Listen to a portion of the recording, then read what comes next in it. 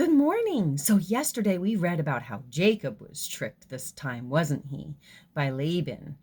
And Laban gave him the wrong daughter to marry, or at least Jacob felt that way.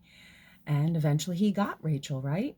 Well, today's reading is called The Strange Wrestling Match. We're going to read some more about Jacob today.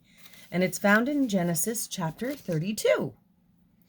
As Jacob came nearer and nearer to Canaan, where his father still lived, he kept thinking about his brother Esau. Would he still be angry because Jacob had cheated him out of the older brother's blessing?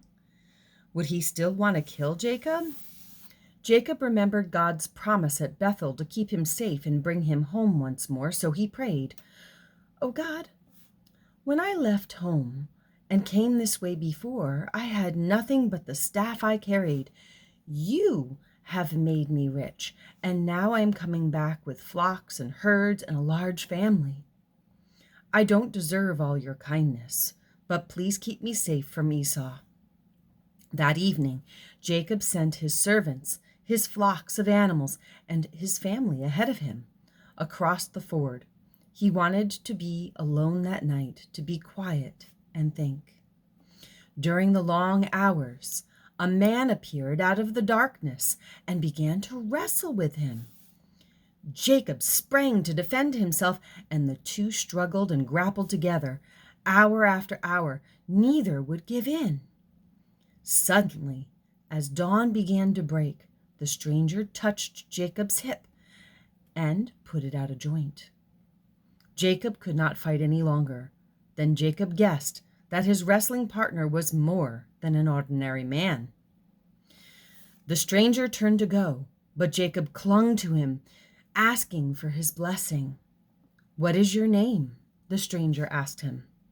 "Jacob," he replied. "I am going to give you a new name," the man said. "You will be called Israel.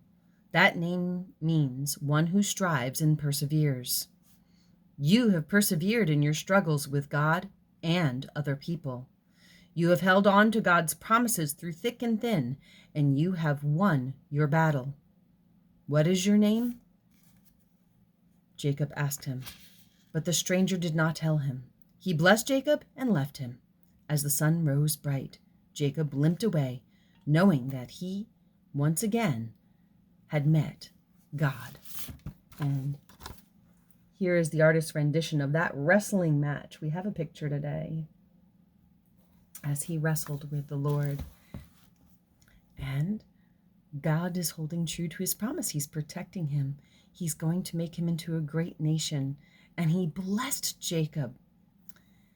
And even though he faced all the consequences for what he did, he was blessed by God because he chose to follow him. And you can choose to follow him too. All you have to do is ask him into your heart, and he'll come in. He'll be with you. He won't force his way in. You have to choose, and only you can choose. Nobody can choose for you. All you have to do is say, "Jesus, I know I'm a sinner. I know I need you.